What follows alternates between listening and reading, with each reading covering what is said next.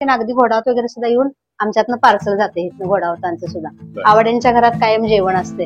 आता पृथ्वीराज चव्हाणांचं मध्ये होतं तेव्हा सुद्धा त्यांना पार्सल गेलेलं। देवेंद्र साहेबांना सुद्धा वैशाली आवडेंनी आम्हाला ऑर्डर दिली, त्यांचं सुद्धा आमचं जेवण इथनच पार्सल करून दिलेलं आहे। किती किलो वांगी लागतात तरी अंदाजे? आम्हाला सकाळी 15 ते 17 किलो वांगी आणि संध्याकाळी 20 किलो लागतात। कारण का लोक अगदी वांग्याची भाजी नाही म्हटलं तर परत जातात। त्याची भाजी रोज एकदा आम्हाला करायचा कंटाळा येतोय, पण लोकांना अजूनपर्यंत खायचा कंटाळा आलेला नाहीये।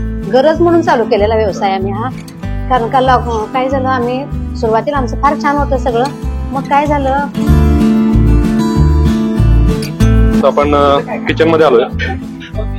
किचन बघू शकता, छान पद्धतीने इथं किचन ठेवलेलं आहे। इकडे चपात्या वगैरे केले जातात, थालीपीठ केले जातात, तसेच मसाले भात वगैरे आणि चपात्या लाटायचं काम इकडे त्या बाजूला केलं जातं। मित्रांनो, आता आपल्या समोर हॉटेलच्या ओनर वैभवी मॅडम आहेत।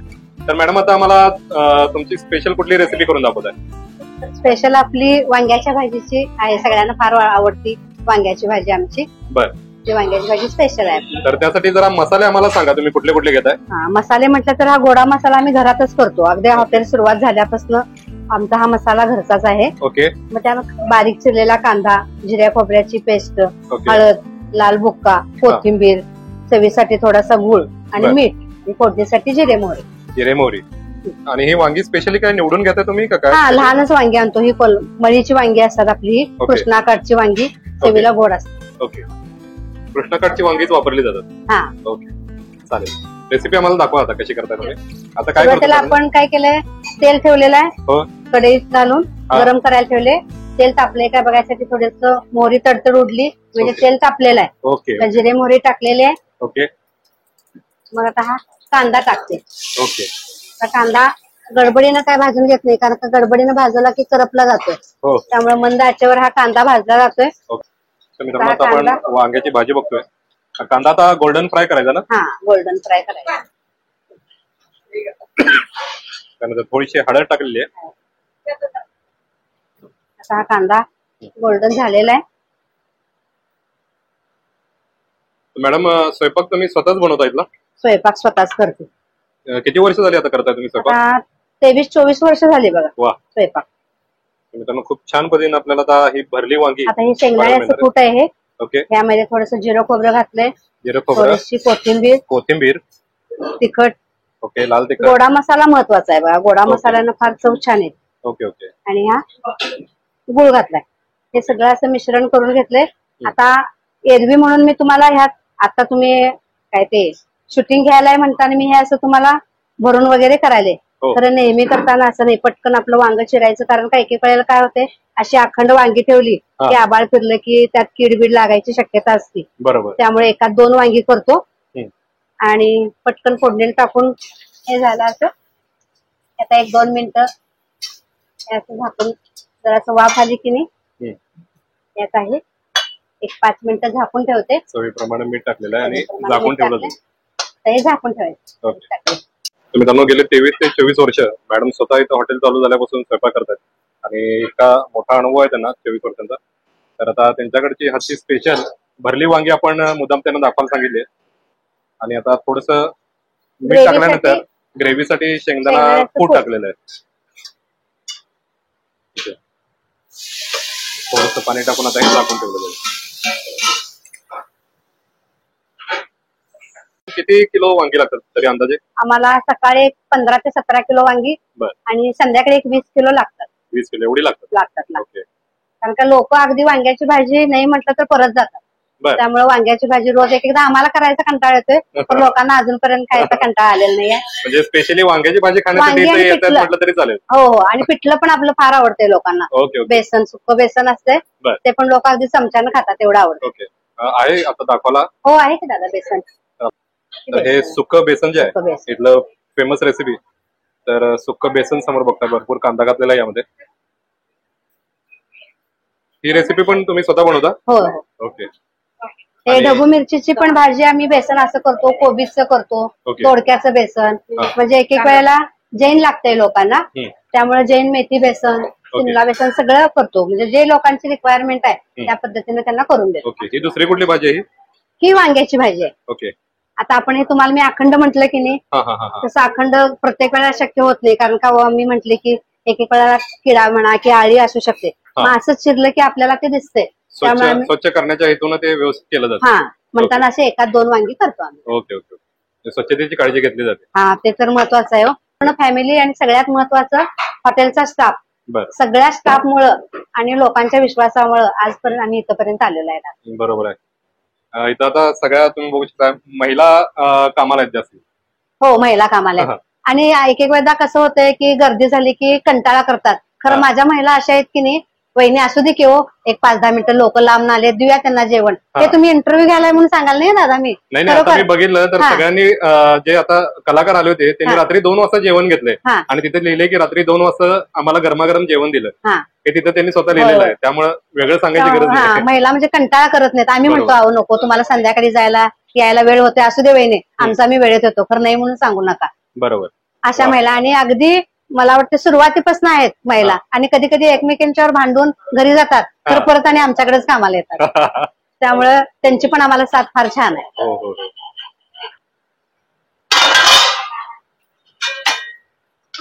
तर मित्रांनो चेक करू शकता, इथं वांगी छानपैकी फ्राय झालेले, शिजलेले शिजले ना, शिजलेले पण आहे. तर मॅडम जरा तुमचा सेटअप जरा हॉटेलचा दाखवा, कसा कशा पद्धतीने तुम्ही हे सगळं मेंटेन करताय, जरा बघायचं आहे मला. आम्ही भाज्या जरी सगळ्या रुचकर करत असलो तरी त्यासाठी लागणारी चपाती म्हणा, भाकरी, थालीपीठ, त्याचं सगळं जेवण इथं होते. ओके. पीठ मळायसाठी आपलं इथं मशीन आहे दादा. ओके. आधी सुरुवातीला बायका हातावरच मळत होत्या, मग त्यांचा त्रास बघून म्हटलं मुलांनी ठरवलं की बाबा मशीनची सोय करावी, म्हणताना मशीन आहे इथं. थालीपीठ आणि चपाती सगळी ह्या भागात होते इथे. हा, चपाती थालीपीठ सगळं इथं होते आणि भाकरी तिकडे करतात बायका. ओके. त्या बाजूला भाकरी केली जाते, त्या बाजूला भाकरी असते. आणि जेवण केलेलं असते ते सगळं दादा हे हॉटकेस आहे, त्यामध्ये सगळं गरम करायला आमटी, कढी, उसळ, बेसन. ओके. गरमागरम कढी हे सगळं गरम सगळं असते. आणि भात पातेल्यात करून ठेवतो आणि तो भात नंतर असा जाळीत टाकतो. हा भात असा सगळा गरम गरम लोकांना शेवटपर्यंत जातो. कारण का असंच पातेलं ठेवलं तर खाली करपत जाते, त्यामुळे जाळीत टाकला की चव पण बदलत नाही आणि गरम पण मिळतोय सगळ्यांना. म्हणजे गरमागरम देता येतो सगळ्यांना गरमागरम. वांग आपलं होत आलंय का? हो हो, वांग आता होत आलंय. वांग शिजलेलं पण आहे. ओके. शिजलेलं पण आहे. तर मित्रांनो बघू शकता, हे भरलं वांग आपल्या समोर आता मॅडमने करून दाखवलंय आणि ही भरले वांग्याची रेसिपी आपल्या समोर तयार आहे. हे भरली वांगी करताना मॅडम काय काळजी घ्यायला लागते, म्हणजे जर तुम्ही करायचं झालं तर? काय म्हटलं? कारण भरलं वांग इतकं फेमस आहे तुमच्या इथं, तर काळजी घ्यायला पाहिजे म्हणताना फक्त चिरताना व्यवस्थित चिरायला पाहिजे बघा, गडबड न करता. आणि मसाले सगळे व्यवस्थित घालायला पाहिजेत, तरच चव येते. एखादं कमी जास्त झालं की नाही मग ग्रेव्हीला काही चव लागत नाही. मग एकदा वहिनी आज काय वांग्याची भाजी जमली नाही असं म्हटलं की मग आम्हाला पण बरं वाटत नाही. त्यामुळे आम्ही अगदी काळजीपूर्वक करतो. कंटाळा आला तर मग 2 दिवस बंद ठेवतो, तर जेवणात काय हायवे करत नाही. मित्रांनो इथं समोर बघू शकता, शुभम डायनिंग हॉलची भरली वांगी आपल्या समोर आता तयार आहे.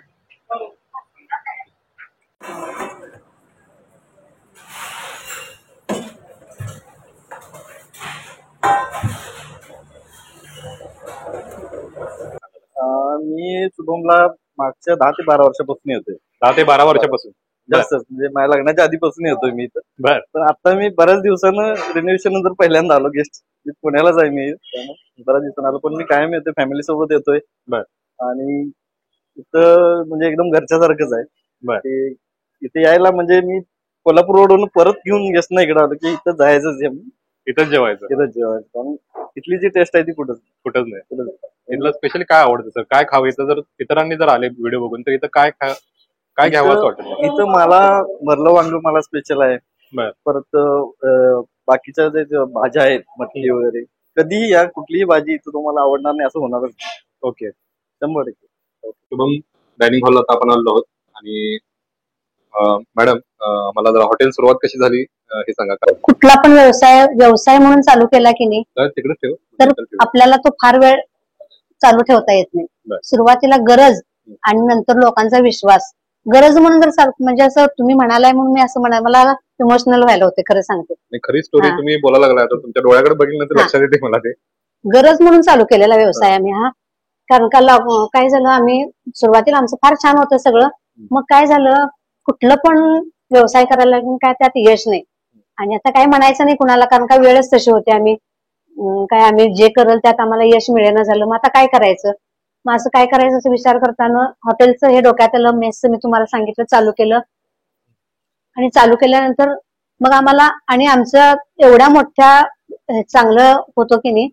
हे आता लोक काय म्हणतात, हॉटेल म्हणजे बाबा जर असं डावा व्यवसाय आहे असं लोकांना वाटतंय. खरं कुठलं पण काम डावं उजवं नसतंय. आपण जर प्रामाणिकपणानं केलो, आणि बाहेरनं किती पण मोठी लोक आली की अगदी घोडावत वगैरे सुद्धा येऊन आमच्यातनं पार्सल जाते. घोडावतांचं सुद्धा आवड्यांच्या घरात कायम जेवण असते. आता पृथ्वीराज चव्हाणांचं मध्ये होतं तेव्हा सुद्धा त्यांना पार्सल गेलेलं. देवेंद्र साहेबांना सुद्धा वैशाली आवाडेंनी आम्हाला ऑर्डर दिली, त्यांचं सुद्धा आमचं जेवण इथनच पार्सल करून दिलेलं आहे. सुरुवात एक छोट्या एका खोलीतनं जी झाली होती, आता त्याचा वृक्ष इतका मोठा झाला. हा, वृक्ष मोठा झालाय आणि त्याला शाखा फुटल्यात आणि सगळ्यांच्या सहकार्यानं वृक्ष आमचा हा वृद्धिंगत व्हायला लागलाय. गेल्या एक 10 वर्षापासून तर शुभम मध्ये इथे येतोय. ओके. आणि मी स्पेशली कोल्हापूरहून खास खाण्यासाठी इकडे शुभम मध्ये येतोय. कोल्हापुरातून येतो. बरं, इथलं काय आवडतं तुम्हाला? इथलं जे त्यांचं जे डिश आहे, सर्व डिशेस फार चांगल्या असतात त्यांच्या. ओके. त्यामध्ये स्पेशली तुम्हाला कुठली डिश आवडते? सगळेच डिश. मी त्यांची पुरणपोळी वगैरे अत्यंत एकदम छान असते. मस्त पुरणपोळी खायला मजा येते. कांदा बटाटा भाजी खायला मजा येते. दोडका वगैरे सगळं छान असतं. सगळ्यात मजा जबरदस्त, सगळ्यात मजा असते. कोल्हापूरकरांना तुम्ही काय सांगाल? कोल्हापूरकरांनी जरूर इथं यावं आणि शुभमला इथं भेट द्यावी. आणि त्यांचा आदर तितके जे आहे ते अत्यंत चांगला आहे. अगदी प्रेमानं वगैरे जेवायला देतात आणि खाऊ घालतात. ओके. आदर तिथं फार चांगला आहे. तर आता सगळ्यात महत्वाचा पार्ट म्हणजे टेस्टिंगचा. थाळी आलेली आहे आपल्या समोर. तर मित्रांनो बघू शकता समोर ही भरगच्च थाळी असते. जसं मगाशी म्हणालो तसे अगदी सगळेच पदार्थ या थाळीला आहेत. तर मित्रांनो आता आपण समोर बघतोय थाळी आपल्याला दिलेली आहे आणि त्याबरोबर एक चपाती, भाकरी, सॅलड दिलेला आहे, कांदा लिंबू, स्वीट साठी हे श्रीखंड आहे, 2 पापड आहेत आणि थाळीमध्ये हा कोरडा झुणका आहे, छोलेची उसळ आहे, खरडा आहे, लोणचं आहे, ही शेंगदाण्याची चटणी आहे आणि शेंगदाणा चटणी घरी केलेली आहे, घरगुती आहे, हे दही, काकडीची कोशिंबीर, आमटी आहे आणि जी रेसिपी आता आपण बघितली ती म्हणजे भरलं वांग, कढी आणि हे थालीपीठ आहे. मित्रांनो ताटाला थालीपीठ आणि चपाती आणि भाकरी देखील दिली जाते. तुम्हाला काय हवं असेल तर ते तुम्ही घेऊ शकता. मित्रांनो सगळ्यात पहिल्यांदा तर आता थालीपीठ, गरमागरम थालीपीठ आलेलं आहे. आता आपण थालीपीठाची चव घेऊन बघणार आहोत.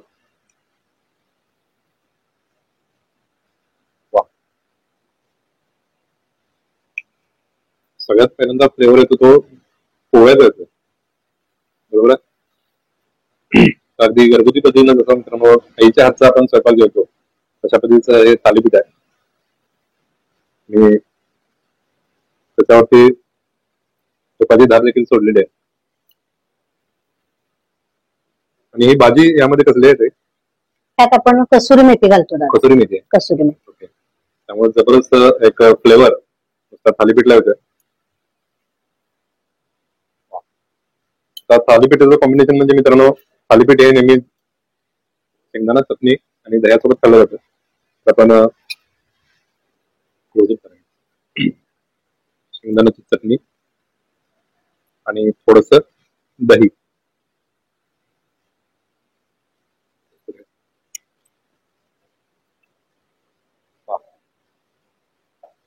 जबरदस्त मित्रांनो. दही जे आहे ते ताजं आहे आणि शेंगदाण्याची चटणी देखील अगदी झणझणीत आहे. इतर म्हणजे लोकांना जसं पदार्थ लागतात झणझणीत, अगदी तशा पद्धतीची शेंगदाण्याची चटणी आहे. चपाती सोबत मित्रांनो आता आपण झुणका सगळ्यात पहिल्यांदा टेस्ट करूया. महाराष्ट्रीयन थाळी आहे आणि झुणका नाही दिला तर ती महाराष्ट्रीयन थाळी म्हणू शकत नाही आपण. बरोबर ना? हो बरोबर. तर आपण आता हा इथला फेमस झुणका टेस्ट करूयात. त्याबरोबर झुणक्यावरती खोबऱ्याचा किस आणि कोथिंबीर देखील टाकले फ्रेश अशी. वा, अतिशय जबरदस्त मित्रांनो. गरमागरम चपाती आणि झुणका. छोटे देखील टेस्ट करून बघूयात आपण. मित्रांनो मॅडमने जसं मगाशी म्हणाले की व्यवसाय हा गरजेतून झाला पाहिजे कारण ती गरजच मित्रांनो जी असते ती व्यवसाय टिकवायला देखील मदत करते आणि अशी प्रामाणिक चव देखील द्यायला मदत करते. आता छोल्या पण टेस्ट करूयात. वा, मित्रांनो सगळेच पदार्थ जवळपास इथं जबरदस्त आहेत आणि त्यावरती कोथिंबीर आणि खोबऱ्याचा किस टाकल्यामुळं त्याची चव अजून डबल झाली सगळी. कोशिंबीर ही काकडीची कोशिंबीर आहे. शेव पण बहुतेक लसूण शेव आहे. लसूण शेव. ओके. वा, मित्रांनो गरमागरम कढी आणि त्याच्यावरती लसूण शेव आपण चेक करूयात आता. हे जे जबरदस्त मित्रांनो, मी पण आता लसूण शेव टाकून मी घरी ट्राय करीन. कढीला आपल्या नॉर्मलच कढी आहे पण अतिशय युनिक टेस्ट लसूण शेव मुळे आलेले आहे. चपाती सोबत आपण मित्रांनो हे भरलं वांग जे आहे समोर बघताय तुम्ही आता चेक करून बघूया. तर मग अशी मॅडमने आपल्याला भरलं वांग करून दाखवलं आणि स्वच्छतेच्या कारणानं त्याचे 2 भाग केले जातात कारण त्यात किडा आळी असेल तर ती निघून जावी, काढता येईल वेगळं, म्हणून तशी काळजी घेतली जाते. भरलं वांग आता आपण टेस्ट करूया. कृष्णकाठची वांगी आणि झणझणीत सगळा मसाला, स्पेशली गोडा मसाला जो आहे तो त्यांनी घरी केलेला आहे आणि तो गोडा मसाला शेंगदाण्याचं कूट त्याचं एक युनिक कॉम्बिनेशन. लोकांना ग्रेव्ही फार आवडते ना. ग्रेव्ही फार आवडते. इथला स्पेशल मसाले भात आता आपण ट्राय करतोय.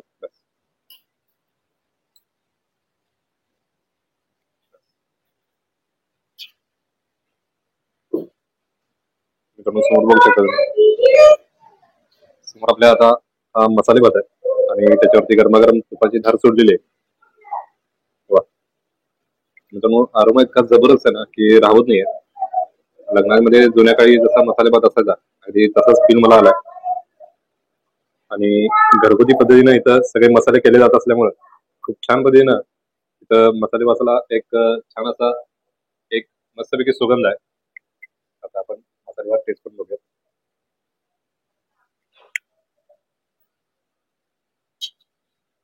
वा, अतिशय जबरदस्त मित्रांनो.